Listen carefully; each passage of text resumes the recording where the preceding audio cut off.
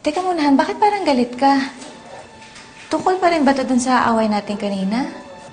Alam mo, sagutin mo yung tanong ko, nasaan ka?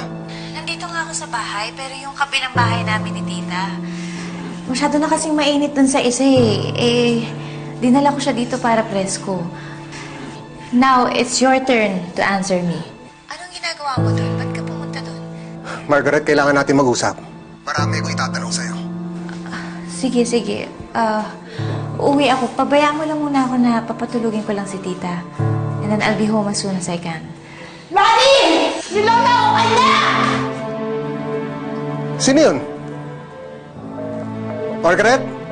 Hello?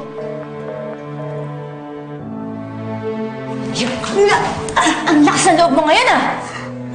Huwag mo ko sinasagot dito pag ako napikon! Nakita mo yung nangyari kay Glenda, di ba? Gusto mo mangyari sa'yo yun? Huh? Sundan mo ko!